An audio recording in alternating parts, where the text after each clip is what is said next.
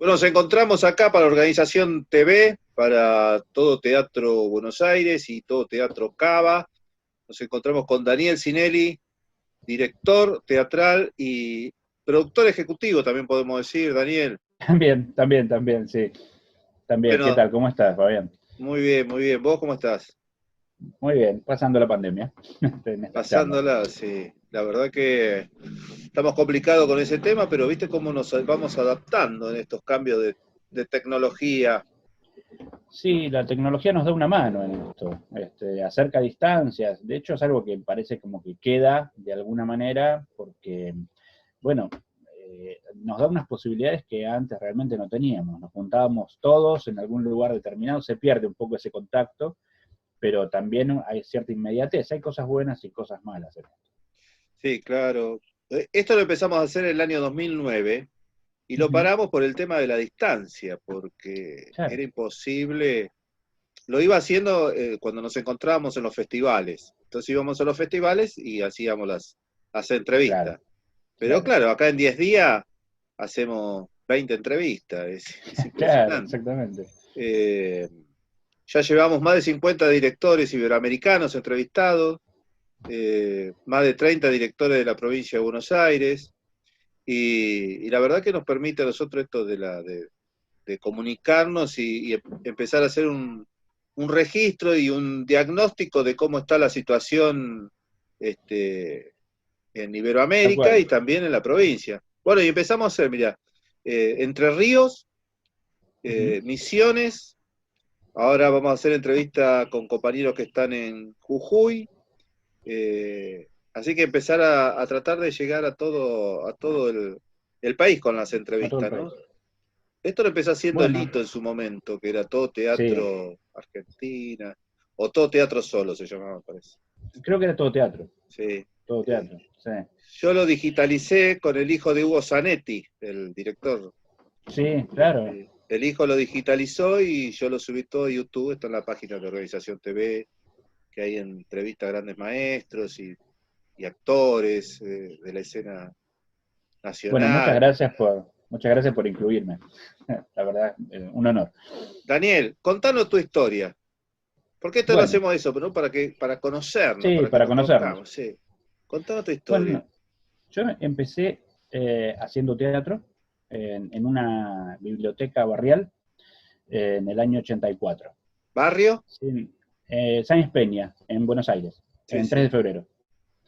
Este, me fui a la biblioteca, era un asiduo, de hecho soy parte ahora de la comisión directiva de esa misma biblioteca, después de tantos años, y entré como un adolescente en ese momento, viendo qué podíamos hacer, yo quería ser actor desde los 8 años, y me encontré con un grupo de gente que lo que planteaba era propagar ideas, hacer preguntas, más allá de la calidad en ese sentido, de lo que se daba. Era un teatro de ideas, todos en la militancia, todos peronistas. Entonces empezamos a trabajar desde ahí. Yo por primera vez me acercaba al teatro, o sea, a ver la mirada del otro sobre mi trabajo, porque ¿Qué nunca año era había... eso? 84. Hicimos una obra, un espectáculo que se llamó Abstracción, y que se fue llevando por varias localidades del Gran Buenos Aires, y para mí era una maravilla porque, claro, con 16 años, era el protagonista de una obra, y la gente grande lloraba cuando veía esa obra. Yo creía que era Gardel en ese momento.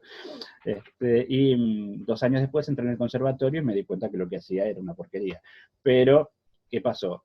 Sí, lo que rescato de todo ese periodo era el empuje, las ganas de hacer, y sobre todo que el teatro trasciende muchas veces las formas, y las ideas suelen llegar a todos lados, más allá de la estética con la que se realiza o la rigurosidad técnica.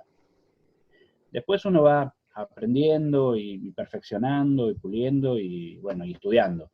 Y entiende que el instrumento es muy importante y formarse es lo más importante para poder transmitir de la mejor manera. En ese momento yo pensaba que lo que había que hacer era dar respuestas desde un escenario. Y con el tiempo uno aprende, o por lo menos mi proceso es que me subo al escenario o dirijo para generar preguntas. no para dar respuestas. Me parece mucho más interesante la pregunta que la respuesta. Bueno, arranqué por ese lado. Daniel, sí. Conozco Sáenz Peña, vos sabés que vos entraste al conservatorio en el año 86. Sí, a la noche. Tuve un compañero ahí de Sáenz Peña que me iba a quedar a la casa. Bueno, también cursé algunas materias de la UNTREF ahí en Sáenz Peña. Claro, Que claro. era Pablo Ruggeri, que también estudió en el conservatorio, no sé, por ahí vos. Pero yo te estoy ¿A la hablando ya noche? del año. No, a la mañana. Claro, no. Pero como Yo era de estaba, Sáenz Peña, por ahí. Pero yo estoy hablando del año 88. claro, ya era 88, después, ya. 89, por ahí. Pablo Ruggeri, que también Pablo bailaba Ruggeri. folclore. No, nada, era No lo conozco. Claro, sí, sí. un dato. Así que empezaste en el conservatorio, Bueno, ¿te recibiste en el sí. conservatorio? No, dejé en el segundo año y pasé a estudiar por distintos docentes. Fui haciendo un camino por el lado, primero por la memoria emotiva, que era, Sí. en el caso, todo el estudio del Agüero, con un profesor en particular, que era Eduardo Riva, que la verdad que fue un maestro muy interesante. Y después de hacer ese ciclo de memoria emotiva, no me alcanzaba, fui con Raúl Serrano. En el medio con muchos otros, pero digamos que los referentes venían por ese lado. Con Raúl hicimos toda la escuela y después empecé a dar clases. Mi proceso de formación desde el conservatorio hasta finalizar con Raúl, que después de pedagogía también con Raúl, fueron 9 años. En ese tiempo fui abrevando de muchas fuentes, también de otras disciplinas, pero bueno, fundamentalmente en lo que es actuación eso. Y empecé a dirigir en el 90, con un espectáculo propio, que después se fue, también lo llevamos por distintos lugares, y era una reflexión sobre el poder. En el 90 estábamos hablando de en qué manos poníamos el poder. Después hicimos teatro en escuelas durante mucho tiempo. Empezamos con el grupo Juglares, con Roberto Cortizo. Con Roberto éramos 3 en ese momento del grupo Juglares. Era Roberto, Patricia Corsánego, que era entonces su mujer, y yo. Y salíamos con nuestra carpetita a las escuelas a llevar nuestro espectáculo, que en ese momento era la historia de un juglar, desde el siglo XIII en España hasta el circo criollo. ¿Qué año era eso? Por toda la ¿Eso historia. 90 y pico? Eso fue 91, empezamos. Yo me 91, acuerdo 92. de haber sentido nombrar al grupo Juglares. En ese tiempo también Sí. hacía teatro para Hicimos, escuela. Debe ser de ahí que lo... nosotros yo estuve específicamente con ese espectáculo, que estuvimos 2 años trabajando mucho, después me fui de Juglares y volví otras veces, que es lo que suele suceder. Hicimos también con Juglares El Fantasma de Canterville en el Alvear, que eso fuimos a cubrir una pequeña temporada para vacaciones de invierno y terminamos haciendo hasta octubre funciones. Eso fue en el año 97-98. Que era muy interesante porque cortábamos la calle Corrientes con una coreografía y entrábamos a la gente y se llenaba. En ese momento el Alvear estaba sin dividir la sala, eran 960 localidades y claro, había llenos, en una época maravillosa. Sí, sí, sí. Y bueno, después de eso, bueno, puse un teatro en la calle Montevideo, entre La Valle y Tucumán. Se llamaba El Patio. Y en ese teatro montamos una sala para 100 personas, con gradas, muy a pulmón, como se hacen estos emprendimientos. Alquilábamos el lugar y estas para poder mantener el espacio. Y se hacían 5 espectáculos por semana en una cartelera continua, que la verdad que era bastante interesante, más la escuela de teatro y demás. Se pudo mantener hasta el año 98. En el 98 tuvimos que cerrar porque ya no teníamos posibilidad, estaba muy complicada la situación y los alquileres no nos podíamos mantener y no daba, no rendía lo suficiente para mantener una estructura tan grande. Entonces desde entonces sigo dando clases, pero no en mi propia sala, sino en otras salas. Y bueno, después haciendo mucho teatro independiente en distintas obras. Últimamente, durante más de 4 años y la pandemia, estuvimos con Norberto Gonzalo haciendo El pescado sin vender, una obra que él escribió, que yo lo dirijo, que tenemos una pantalla multimedia, o sea, es un juego también de un actor que quiere escribir su obra y no puede, se enfrenta al papel en blanco y al tiempo que pasa y el pescado sin vender, y se da el gusto, don Alberto, de recorrer todos los estilos, los personajes más interesantes, y acompañado por Gerardo Amarante, que junto con Cintia Babiaki llevamos el espectáculo por todos lados. Ese es un lindo juego, la verdad, es un lindo juego, es un placer hacerlo. Después, otro de los espectáculos más interesantes del último tiempo fue Madre Amadísima, que es un monólogo, también otro monólogo, de un autor español, de Santiago Escalante, Sí. interpretado por Oscar Jiménez, y lo hicimos en 3 temporadas en el Teatro Buenos Aires, entre Corrientes y Rodríguez Peña. Y ahí, bueno, es un texto muy, muy poético, muy, muy lindo el encuentro de el actor con el público solos, ese monólogo de 1 hora y media, es realmente un trabajo delicioso poder llevarlo a cabo, sobre todo llevando todas las líneas, atando cada uno de los cabos que se va generando. Para mí la dirección de un monólogo es un campo riquísimo Hay para Teatro trabajar. Buenos Aires donde estaba el cine Apolo, ¿no? No, ese es el Apolo es el que, a ver, espera, no sé si era el cine Apolo que estaba ahí.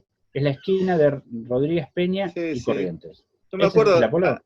Me parece que sí. Estuvimos hablando hace unos días Ah, con alguien, no me puedo acordar ahora con quién. Estábamos hablando de esa sala puede ser.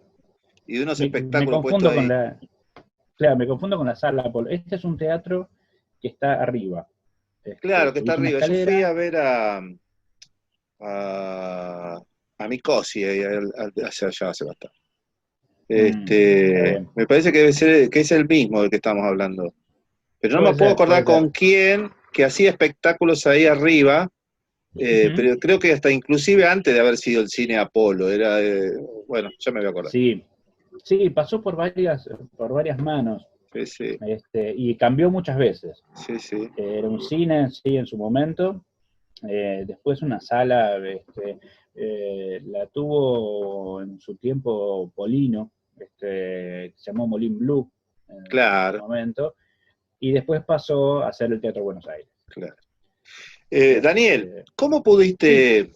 Hablamos con Silvina Macri, productora, ujú, sí, este, entonces, bueno, pero ella no es actriz ni directora de teatro, sino que se dedica a la producción teatral. Pero sí. vos atravesaste diferentes etapas, que fue la de actor, director, docente teatral y Ujú, productor.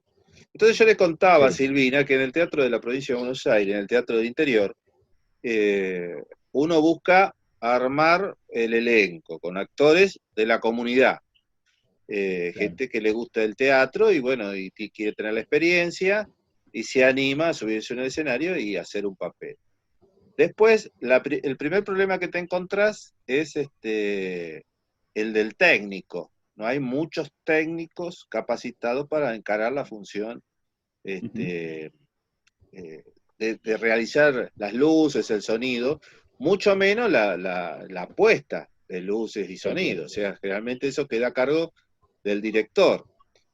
claro. Eh, pero lo que nunca se piensa es en el productor o en la Tal productora. cual. Ujú, Eh, entonces, bueno, generalmente los grupos se disuelven porque no tienen el, la cuestión económica para poder sostener la obra, para gestionar los recursos, para llevar adelante un proceso de gira ujú, o tratar de mejorar en la escenografía o en el vestuario.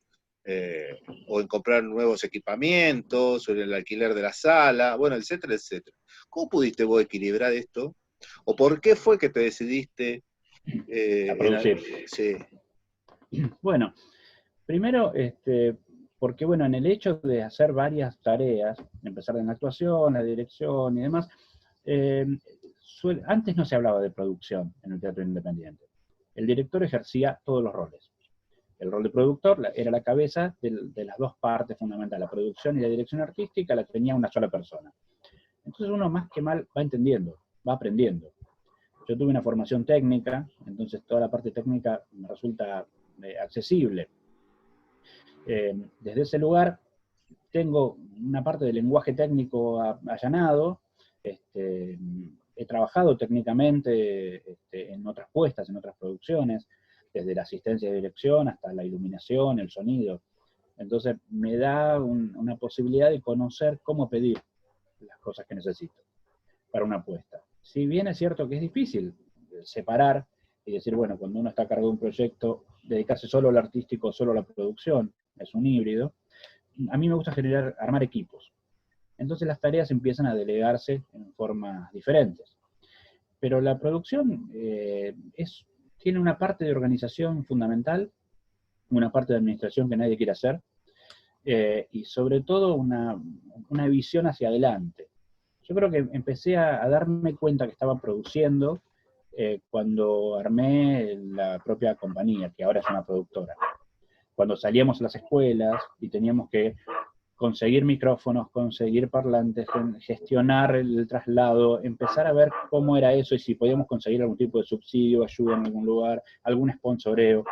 Empezar a trabajar con ese cúmulo de cosas, de tareas que habitualmente quedan a la deriva o sin organización, a mí me gustó empezar a organizarlas. Y entendí que estaba produciendo cuando más tarde empecé a estudiar elementos de producción. Algún curso por algún lado de producción teatral, otro curso, bueno, después me dediqué al audiovisual también. Entonces, hace poco, relativamente poco, en 2015, hicimos una miniserie que ganó los concursos del Inca, donde Norberto Gonzalo hace uno de los papeles también.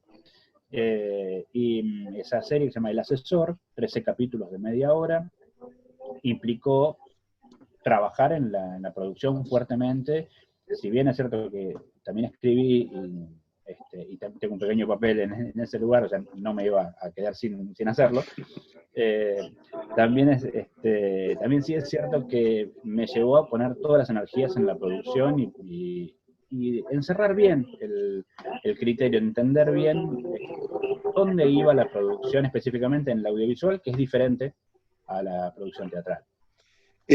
¿Cómo conformar su equipo de trabajo? Conforma equipo de trabajo. ¿Cómo los conformás? ¿Qué es lo primero que tenés en cuenta? ¿Cómo lo vas desarrollando? Las personas, que sean buenas personas. Fundamentalmente es eso. Yo no puedo trabajar con alguien que es una mala persona, eso es claro. Después, de acuerdo a lo que cada uno puede hacer, es como nos organizamos en cada uno de los proyectos. Hay proyectos en los que más chicos, en los que no necesitamos quizás tanto de la producción en particular, porque ya están allanados muchos de esos caminos. Entonces, todo el acento está en lo artístico y uno forma el elenco. Si es necesario alguna cosa técnica en particular, algún técnico. Por ejemplo, ahora estamos trabajando sobre una apuesta de otro unipersonal que tiene un músico en escena, pero tiene video, y tiene una producción de video detrás. Entonces, armar esa producción implica trabajar específicamente con algunas de las personas que se van formando para ese equipo. A mí me encantaría poder formar en algún momento una compañía que haga repertorio. Entonces, tener un grupo que permanentemente esté trabajando, hasta ahora no lo pude conseguir, pero tiene que ver con la precarización del trabajo nuestro. Es bastante complicado porque no podemos mantener una estructura durante tanto tiempo. Y en general, para poder hacer repertorio precisaríamos tener un espacio claro y una continuidad, que hoy día es bastante difícil. ¿No pensás volver a tener sala, a tener tu lugar? Me encantaría, no es el momento todavía, pero sí me encantaría. Está complicado, ¿no? Sí, sí. Haber cerrado el patio de la sala fue una pérdida emocional y económica muy grande. Reponerse a eso también llevó un tiempo. Pero sí. ¿Cuánta gente tenías trabajando ahí en el patio? Éramos aproximadamente 10 personas. Un montón. Sí, pero los que llevamos adelante todo éramos dos. Claro, Mi socia Silvia Rielo en ese momento y yo. claro. Y pudimos mantenerlo hasta el 98. Justo cuando nosotros cerramos, empezó el instituto a dar subsidios. Pero Claro, ya era tarde 98. para nosotros. Claro, Justo en el 98, claro, tienes justo razón. en el 98. Pero bueno, fue ese Sí, momento. y hoy también complicado. Nosotros vemos acá los grupos de teatro de la provincia. Hay gente que tiene que juntar 60.000 pesos, 50.000 pesos todos los meses. Grupos de Claro. teatro independiente que, ¿sabes qué están haciendo? Están vendiendo pasteles. Ujú. Literal, ¿eh? Sí, sí, sí, sí, tal cual. Bueno, y grandes, yo tengo un amigo en Santiago de Chile que tiene su sala y me dice, tengo que mantener todo el personal, toda la gente, y si no trabajamos, se hace muy, muy, muy difícil poder, dice, Sí, tenemos para aguantar un año, pero más de eso no no. podemos Y aguantar, ¿no? además la perspectiva de la vuelta también es difícil, porque primero la cantidad de público va a estar reducida en una primera parte.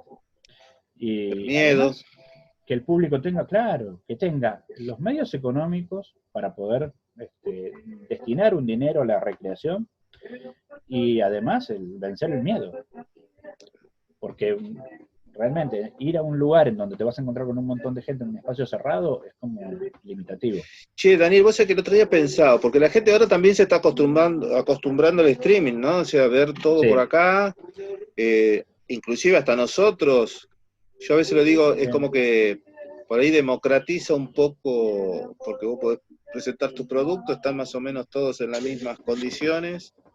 ¿Qué ves que puede favorecerle a los grupos de teatro independiente esta cuestión del streaming o del trabajo Yo, virtual, comparado a los actores ya famosos o conocidos? Eh, ¿Cuál podría ser la a ver, equiparación? para, para lo que es el teatro independiente es mucho más difícil porque no tenemos, ante la gran cantidad de oferta, pasa lo mismo que con las salas. Uno iba a presentar un proyecto en Capital Federal, tenía 400 salas. Entonces, cualquier proyecto precisaba mucha inversión en publicidad o en distintas estrategias para lograr que el público vaya. Había bajado muchísimo la cantidad de gente del promedio de audiencia en las salas. Así que era como bastante complicado. Lo mismo pasa con el streaming. Pero creo que hay etapas y que el streaming que viene para quedarse, que va a complementar de alguna manera. La primera etapa que hubo fue el archivo. Empezar a poner todo lo que se había grabado, ponerlo online para que se vea y estar, de alguna forma, tener cierta vigencia, no pensando en lo económico, porque ni siquiera eran gratis prácticamente. La segunda etapa se empezó a trabajar sobre esa gorra virtual y demás, pero también sobre archivo. Y el archivo teatral, o sea, está para archivo, la cámara fija o algo así, es un archivo documental, no es un hecho artístico. Uno está viendo el trabajo de los actores, pero realmente no está pensado desde el punto de vista teatral. Y de hecho, es imposible el teatro a través del streaming. Sí se puede hacer una experiencia que hay que encontrar ese lenguaje, que es un lenguaje nuevo, que va a ir a caballo de una de las dos cosas, pero siempre va a ser la mirada de un director. Alguien va a decidir qué plano, en qué momento, dónde poner la mirada, y eso es lo que le quita la gracia del teatro. El espectador en la sala elige qué es lo que está mirando, dónde llevar la atención, y uno como director también hace una apuesta contando con toda esa cantidad de signos que está poniendo a disposición del público. ¿Has trabajado? Cuando, Sí. No, perdón, sí, perdón. Perdón, no, no, que no, sí, sí. cuando un director de cámara decide poner la mirada en un lugar, anula todo el resto.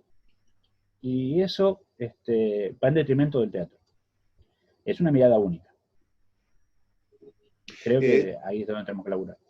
no, te iba a preguntar si conocías algún director, si has trabajado, más que conocer, con algún director que hace filmaciones de teatro, porque mientras vos hablabas pensaba en Teatrix, Sí, que está muy bien logrado, está sí, bueno, yo lo recomiendo mucho, sobre todo acá en el interior, que a veces no tenés la uh-huh, posibilidad de ir a Buenos Aires tan asiduamente, y pagar una entrada, y el viaje, y la comida, se te van totalmente, 5.000 pesos para una claro. persona del interior, ¿no?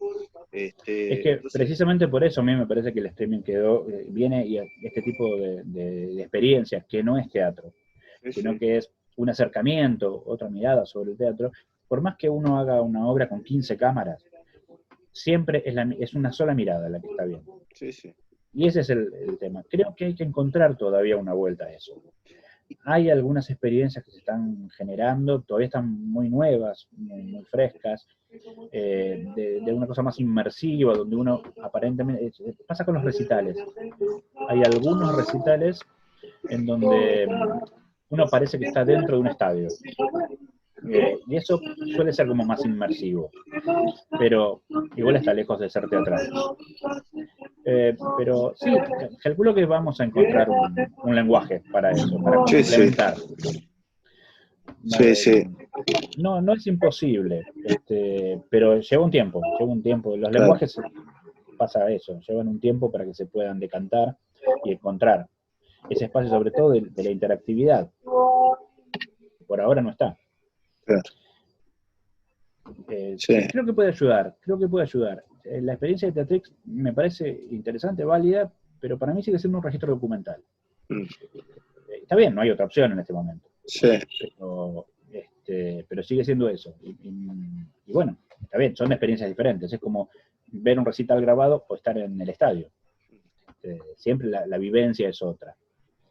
Y además porque cada función es diferente. ¿Cómo se llama tu productora, Daniel? Buenos vientos Buenos producciones. bien. ¿Y la serie, en qué plataforma se dio? La serie se estrenó en 360 TV, en el canal 360 TV, después se dio en el interior, en varias provincias. Eh, Estuvo por ponerse en Canal 7, no se puso todavía. Y estuvo primero en Odeón, que ya cuando pasó a ser Cinear, lo sacaron, y está en cont.ar y en Octubre TV. En Octubre TV está. Si Sí, un en Octubre compañero TV la está. quiere ver, la puede encontrar ahí. Puede entrar gratuitamente, la puede ver. Bárbaro. Son 13 capítulos de media hora, donde Pinti hace un Durán Barba interesante. Ah, mira, Y sí, vamos a todo ver, pasa vamos a en ver, un debate presidencial. vamos a ver. El viernes tenemos una entrevista con Luis Margani, que Ajá, me hice acordar por la serie, sí, y de paso pasamos el, el chivo por acá. Que muy dice ahí bien, el presidente. claro. Este, ¿qué- a un grupo de teatro independiente, si vos, bueno, estás haciendo algún seminario, ¿haces seminario de producción? No, de producción no. Sí, doy actuación y de vez en cuando algo de dirección, algo muy, muy corto, muy específico. Porque en el interior falta el tema De producción. claro, porque nosotros estamos como un poco peleados, no es el caso particular, digo nosotros como para poder Ujú, generalizar la situación. sí, Con la cuestión del dinero, claro. entonces no pensamos en la obra, en qué actores vamos a poner, y después renegamos para ver dónde hacemos la función, bueno, esto es una lucha y una pelea, porque a veces no nos ordenamos Ujú, en todo lo que tiene que ver con las cuestiones, qué sé yo, alguien tiene que hacer la burocracia, alguien tiene que hacer la parte del escritorio, alguien tiene que pensar en las cuestiones sí. económicas, en la prensa del Sí, espectáculo, no solo eso, también en prever cuáles van a ser los cuellos de botella, cómo adelantarse a esos pasos, cómo mantener siempre la calidad con los costos que hay. O sea, hay que armar un presupuesto, llevarlo a cabo, gestionarlo. Hay muchos aspectos de la producción que en general, cuando uno los hace, pero si no los sistematiza, quedan como a la deriva y ahí es donde pierden mucho recurso. Recurso que es tiempo, dinero. Entonces, hacer no solo efectivo, sino eficiente el manejo de los recursos es lo que tiene que ver con una mejor producción. Sí, hay productores que se han dedicado a hacer eso, a hacer cursos. De hecho, hay una asociación de productores sí, que sí. es muy interesante y ellos suelen dar algún tipo de curso, me parece gente capacitada totalmente. Yo no formo parte aún de la asociación de productores, estoy en la de directores en este momento, pero sí, en algún momento seguramente estaremos dando algún seminario, algún curso ¿Y breves. qué le dirías? Porque digo, lo del dinero nos cuesta, el tema de los Sí, trámites, de los subsidios son engorrosos, dan sí, muchas vueltas, qué sé yo, desde tener que, si sos una asociación en la provincia, tener el REPOC se te vence todos los años, lo tenés que tal cual. tramitar en La Plata, si lo pediste como persona física tenés que tener certificado de domicilio, te dura un Tal cual. año, si presentás el subsidio en provincia en octubre, en enero ya se te venció esos papeles, Se tenés que venció. volverlo a presentar. Entonces el teatrista Tal dice cual, que se meta en el subsidio a donde tal ya cual. sabe. Entonces, ¿cómo le recomendarías vos a un compañero de la provincia que generalmente no piensa en la producción, No. para que pueda incluir a alguien destinado a Mirá, producir el espectáculo? la producción, yo entendí a lo largo del tiempo que la producción es tan importante como la dirección. Son las dos, las dos cabezas de un trabajo, artístico. Eh, Desdoblarlo es sano para el director incluso, que puede dedicarse específicamente a la tarea artística. Y creo que lo que hay que hacer es formar e incorporar gente. O sea, sí, hacer cursos, buscar, encontrar, leer mucho. Hay mucho material que se puede leer para poder acceder al conocimiento y empezar a ejercitarlo. Sí, es necesario que la persona que se encargue sea alguien organizado, organizada, que tenga sí la posibilidad de mirar un poco más atrás, que conozca algo, que haya transitado de alguna manera lo artístico para comprender el material con el que va a trabajar.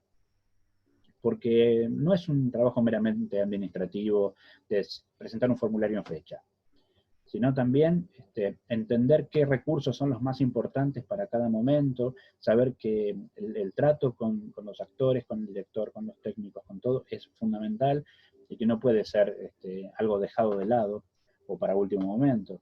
Comprender que eh, cada obstáculo que se va a encontrar en el camino lo tiene que solucionar antes, tiene que verlo antes. Es el que tiene que estar dedicado específicamente a eso.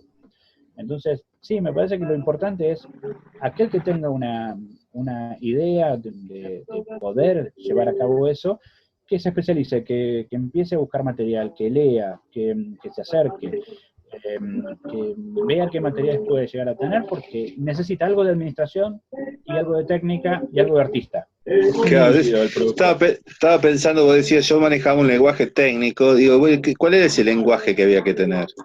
Ese lenguaje técnico que vos tuviste.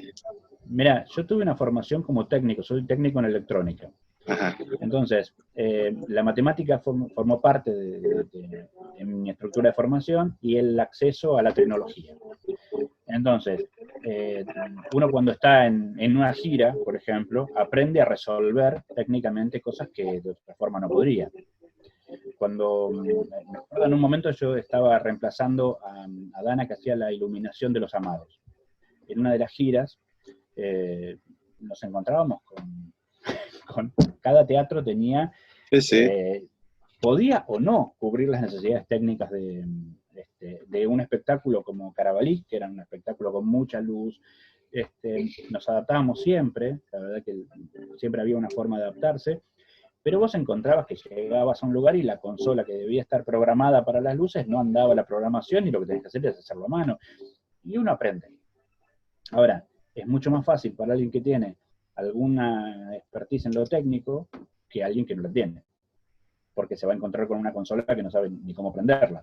Entonces, desde ahí empieza uno a encontrar, bueno, cómo poner la luz, de qué manera, empezar a estudiar sobre iluminación, estudiar sobre sonido, ser curioso, investigador, eso sirve como para poder acercarse. Para mí la experiencia técnica o la formación técnica me ayudó mucho a no tener un rechazo sobre lo técnico. Porque en general el artista suele tener esa idea etérea de no, a mí lo técnico no, a mí los números no, a mí la administración no, yo creo. Pero la creación también tiene una estructura y una técnica. También en lo que fue la dirección y en lo que es la pedagogía, me sirve también esa mirada técnica. porque poder ver el proceso como un todo y poder separarlo, tener un método, una estructura determinada, ayuda muchísimo, tanto sea a formar para que el alumno tenga las herramientas necesarias, como para ver todo el proceso de la dirección y enfrentar cada uno de los problemas que van surgiendo. Sí, sí, la técnica es la prima hermana, decimos nosotros, de la estética. O sea, no puede estar ajena a todo el proceso creativo. ¿Vos participás del proceso creativo también cuando estás como productor, digo? Sí, sí, también, en la medida en que es posible. Depende del grupo. Hay grupos en los cuales sí se permite y hay grupos en los cuales no. En particular, sí, en general, como suelo estar involucrado en la parte artística también, son proyectos que o dirijo yo o dirige alguien que está conmigo, siempre fueron, pues tenemos como una mirada en común. Pero sí, es importante que haya, no digo un visto, pero sí que se escuche la mirada del productor. Porque de alguna manera, si es un buen productor, lo que va a hacer es darte soluciones y no dificultades. Te va a solucionar lo que pasa. Y si te dice, mira, quizás por este lado podría ser mejor, es porque ya estuvo viendo el proceso de otro lado y tiene alguna otra información que la puede bajar, por supuesto, pero ya hizo un análisis y una expertise que le permite decir, bueno, vamos por este lado, tengamos en cuenta que si tenemos un personaje más, si tenemos este decorado, lo que va a suceder es que se nos va el presupuesto, o va a ser mucho más difícil conseguir, si tratamos este tema de tal manera, conseguir un sponsor o no. Hay posibilidades de que en el teatro se ponga a una persona para poder hacer una degustación, por ejemplo, y eso nos permitiría cubrir una cantidad de costos que de otra forma sin subsidio no lo tenemos, o aún con subsidio. Entonces, hay ciertas miradas de la producción que influyen en el criterio estético. Mientras vos hablabas, pensaba, recuerdo en la época de los 90 laburábamos en cooperativa en un espectáculo con producción de Rottenberg. Sí. Pero era cooperativa con producción, o sea, también nosotros participábamos en la producción de la obra. O sea, Rottenberg no ponía toda la guita, sino que el trabajo nuestro, también ellos, desde el pago de la cartelera de afuera, los afiches, también poníamos un porcentaje y nos llevábamos un porcentaje de la producción. Pero ¿de dónde surge? Y después me acordaba de los equipos de prensa, muchos amigos que hacían prensa, pero no se hablaba, es como más nuevo el término de productor ejecutivo, ¿no? ¿De dónde viene toda esta cuestión de la producción ejecutiva? Y como te decía, estuvo siempre, lo que pasa es que no se desdoblaba, lo hacía el director. Sí, sí. Entonces, tenías directores que tenían un perfil más de productor y podía llevar con más éxito quizás adelante lo comercial de un proyecto, y otros en los cuales no, y entonces los proyectos fracasaban o los grupos se desarmaban más fácilmente, porque es muy difícil mantener un grupo si no se tiene la atención puesta en varias cosas, en varios temas al mismo tiempo. Una obra de teatro independiente, como decía un docente mío, tiene siempre como mínimo 400 tareas para hacer. Entonces, ¿quién ve esas 400 tareas y las organiza, las pone en una línea de tiempo, hace un diagrama de flujo para ver hasta dónde llegan? ¿Quién hace un diagrama de GRAM? ¿Quién lleva el presupuesto? Eso lo hace un productor. Más allá de que algunos usan otras herramientas, unos otras, pero siempre hay alguien que tiene que estar atento a ese proceso. Y antes no se hacía, antes el director lo tenía en la cabeza. Porque lo hacía, porque ya lo venía haciendo, nunca se desdoblaba. Pero siempre hubo alguien que se dedicó a hacerlo. ¿Sumando tareas o no? Daniel, hablamos mucho de la producción, estamos dejando de lado lo de la actuación y lo de la dirección teatral. Pero ¿qué es lo que te apasiona más de las tres cosas? Es difícil, es muy difícil. Hace mucho que no actúo, entonces eso me tiene como un poco mal en ese sentido. Sí, ¿te gusta actuar? ¿Te gusta? Sí, sí. Lo que pasa es que, bueno, justamente este perfil que tengo que me lleva a estar siempre mirando el proceso, me ubica en general en el generador. Y si no es el generador, es en la dirección o en la producción. Y eso te instala del otro lado, te instala en el patio de butacas. Entonces Sí. no es no subirse al escenario. Y se sufre en ese sentido. La docencia me apasiona realmente, es el tema de descubrir cómo cada alumno va encontrando esos pequeños momentos, ese insight que hacen y descubrir lo que siempre supo, pero que bueno, no lo tenía sistematizado.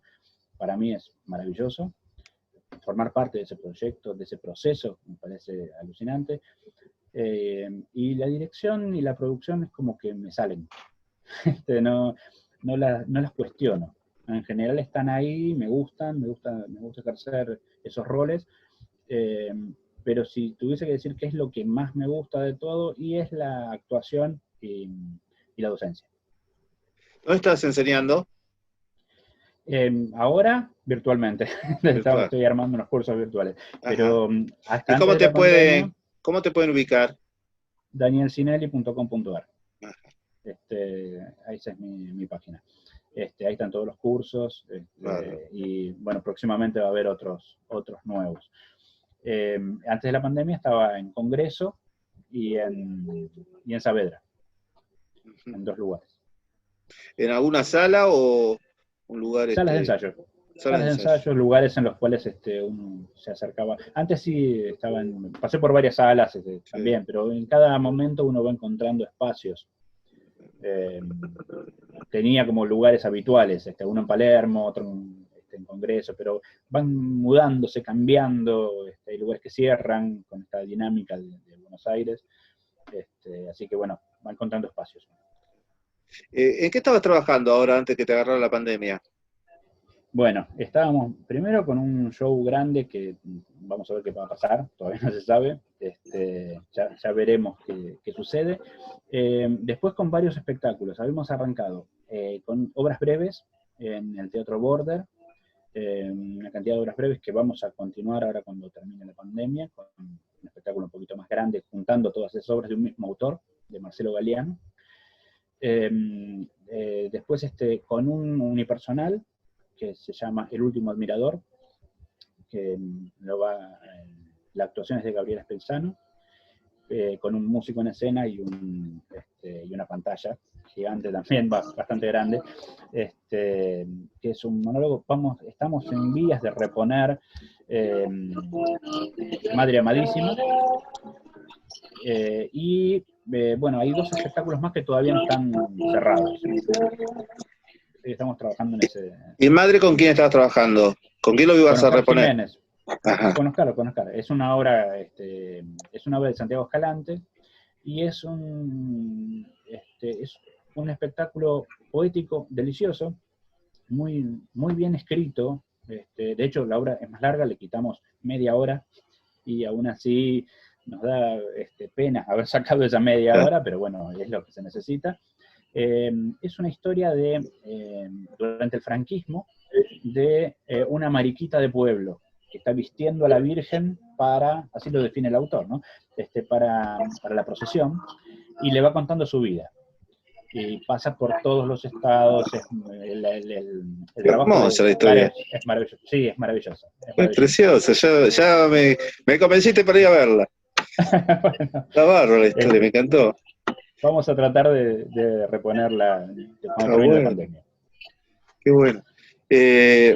Daniel, ¿y cine, televisión?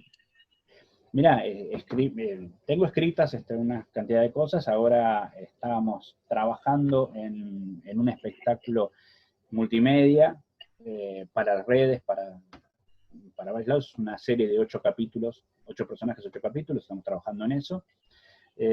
Tengo escritos, cuando se puede empezar a filmar y a presentar y que funcione todo, un largometraje. Hay otro largo que no es mío, pero es de otro que producimos. Y series, hay una serie también escrita, esperando que encuentre su espacio. ¿Y estás trabajando también, o me pareció a mí, el tema de teatro desocupado, teatro por la reconstrucción? Ahora es teatro para la reconstrucción. Para la reconstrucción, ¿no?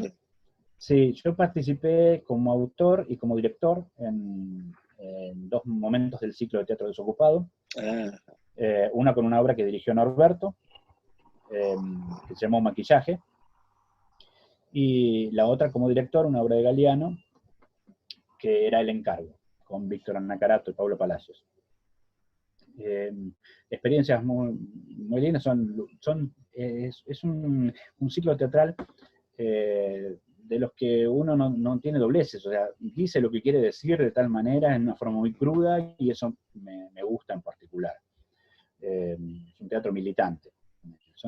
Hay distintos espacios donde uno puede decir de formas diferentes. Así que bueno, sí, estuve ahí, todavía no tengo nada para presentar en Teatro para la Reconstrucción, tenemos alguna idea, pero todavía no está presentado, y veremos cómo arrancamos después de la pandemia. Daniel, ¿y ahora cómo te agarró con la tecnología? Bueno, vos sos un hombre que está capacitado para estos tiempos, pero ¿qué pudiste crear o recrear o poder poner dentro de esto que apareció todo nuevo, lo del Zoom, lo de las Bien, redes? por el momento utilizo mucho más la tecnología para las reuniones en APDEA, en la Asociación de Directores, para generar el ciclo de conversaciones, por ejemplo, haciendo el soporte de los ciclos de conversaciones de APDEA. En la tecnología en particular no puse ningún espectáculo de los que yo haya tenido, ni siquiera de los históricos, porque tengo cierto rechazo a esto de poner el espectáculo en un registro documental que se vea como espectáculo teatral. Creo que hay que pensarlo de otra manera, grabarlo de otra manera. O sea, generar un lenguaje distinto, que estoy trabajando en generarlo. Pero sí, la tecnología me sirvió para otro de los proyectos que hace 2 años que estamos llevando adelante, es la radio.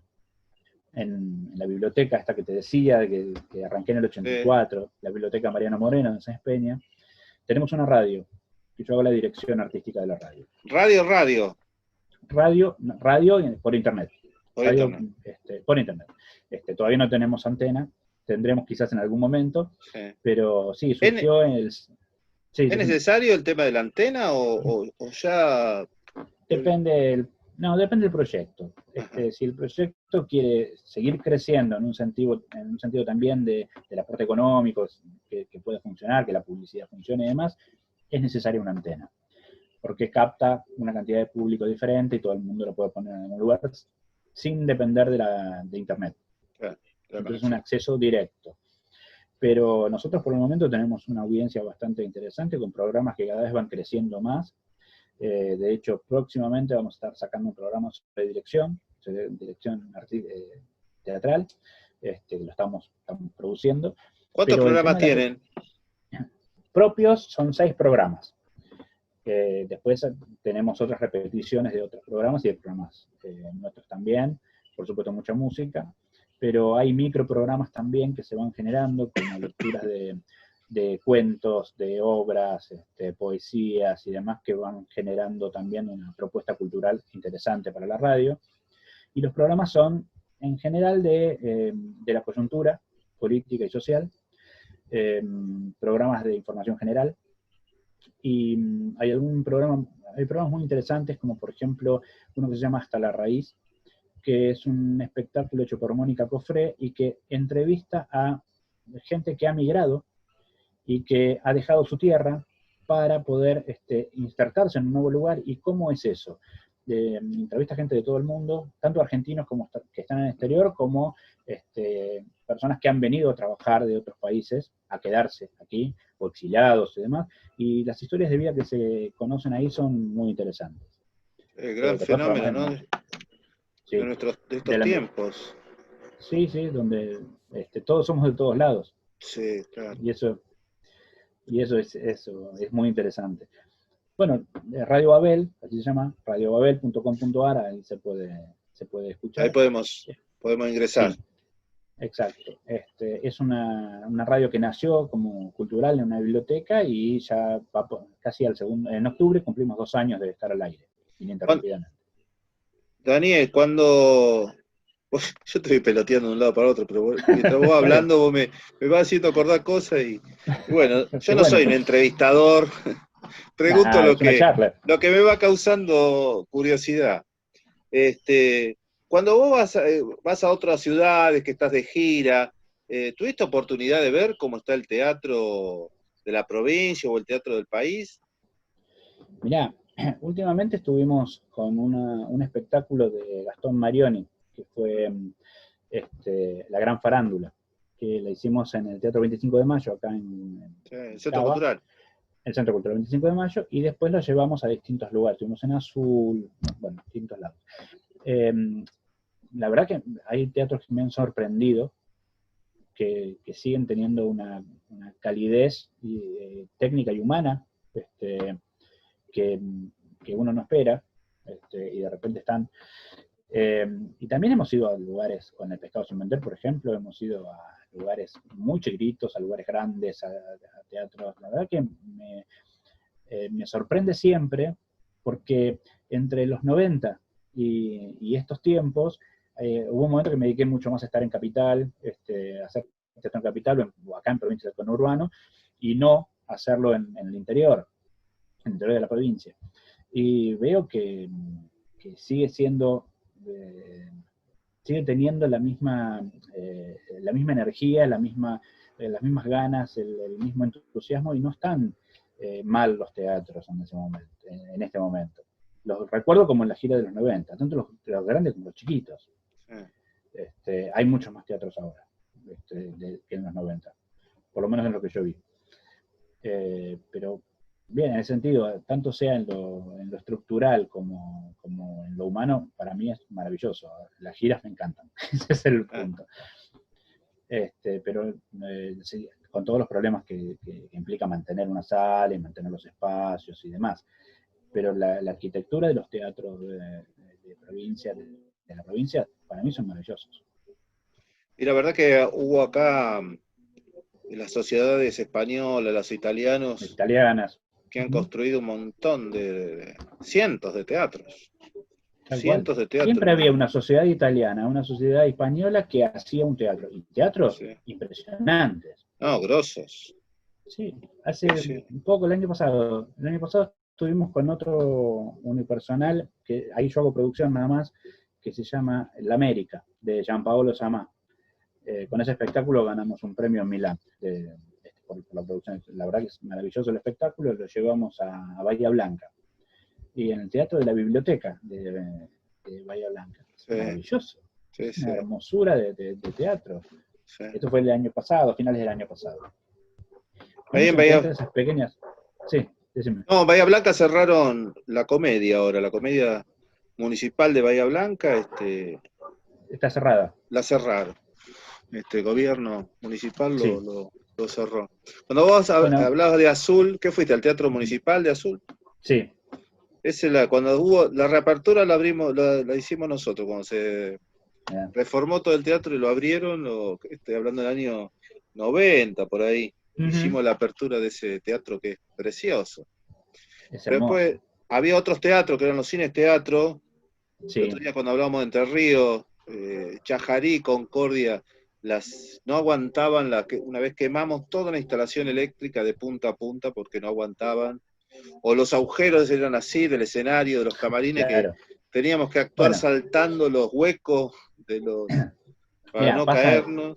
Pasan los mejores teatros. Te digo que acá, en el año, bueno, no me acuerdo, ya la última temporada de Art, no me acuerdo cuándo fue, 2010, creo que fue. Estábamos en un teatro en el Tabarís, sí, y se llovía el escenario. O sea que puede pasar eso, puede pasar.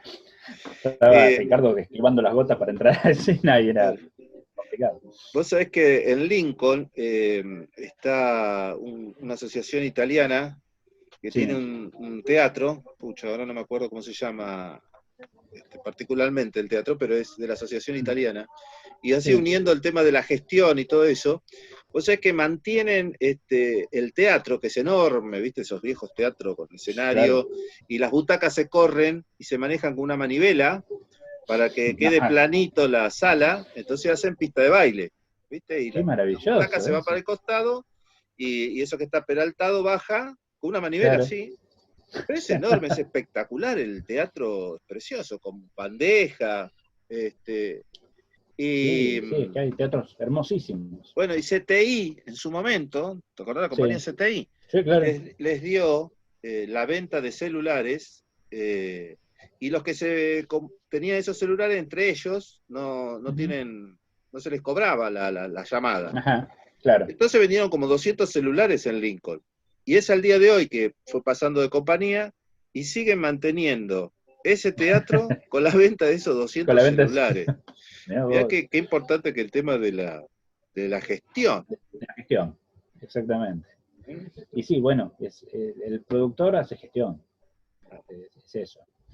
Hubo un Que, loco bueno, que se encargó de poder financiar este, el teatro, el teatro sí, de es encontrar la Lincoln. vuelta, es encontrar cómo se pueden aunar la necesidad de uno con la necesidad de otro y hacer que eso funcione. Bueno, Daniel, no te Bueno, molestamos más, te no, no agradecemos nos un molesten, por montón. favor. Me quedaron un montón de preguntas por hacer, Bueno, pero ya te vamos a volver a molestar más adelante dale, no, no, para no es seguir molestia, indagando. muchísimas gracias. No, gracias a nosotros porque estamos muy ocupados en todo esto de ir mejorando nuestra realidad teatral en la provincia y en el interior. Y viendo qué nos falta, viendo Ujú. qué tenemos que hacer, qué tenemos que acomodar, qué ficha tenemos que mover. Así que bueno, en estas charlas, en estas entrevistas, vamos desculando algunas cuestiones. Dani, siempre le pedimos un mensaje. En este caso te pedimos un mensaje para todos los directores y teatristas iberoamericanos de la provincia de Buenos Aires, bueno, de toda la Bueno, Argentina. eh, creo que es muy difícil plantearse un mensaje para darles, pero creo que siempre el mensaje es la unidad, estar unidos, encontrar los espacios en los cuales nos podemos juntar, encontrar las soluciones a los problemas actuales entre todos. Yo soy un fanático de eso, me gusta generar espacios de unión y de reflexión, de investigación. Entonces, tenemos algunos problemas, me preocupa muchísimo en particular la precariedad de nuestro laburo, la forma precaria en la que nosotros mismos nos explotamos de una manera determinada en lo que es la producción, la dirección, la actuación. Tenemos que de alguna forma hacer que se revalorice la tarea del artista, que para mí es un laburante del teatro, un laburante de la escena. Nunca dejo de pensar a un artista como un laburante. Si no, como que lo alejo y queda en una torre de marfil, escindido del mundo. No. Para mí, particularmente, el artista es alguien muy comprometido con su realidad. Entonces, lo necesario es que nos juntemos y que encontremos esos lugares en común, la reflexión, para poder dar solución a los problemas que tenemos. Para eso están asociaciones, lugares en los que nos podemos reunir, diferentes, los directores, por ejemplo, con ABDEA, los productores con APPA, que es la Asociación de Productores, los técnicos con ADEA. Hay montones de lugares en los que podemos encontrarnos para reflexionar juntos. Bueno, Daniel, ahí ya tenemos para un próximo programa hablar sobre el trabajo de los Vale. teatreros y las teatreras, y quizás hablarlo también con otras productoras y compañeros que están en la misma línea. Bueno, te mando un fuerte Perfecto. abrazo, Daniel. Igual, un gusto enorme. Muchísimas Bueno, gracias. nos vemos pronto y ojalá con alguna nueva producción acá por Mercedes. Ojalá, ahí estaremos.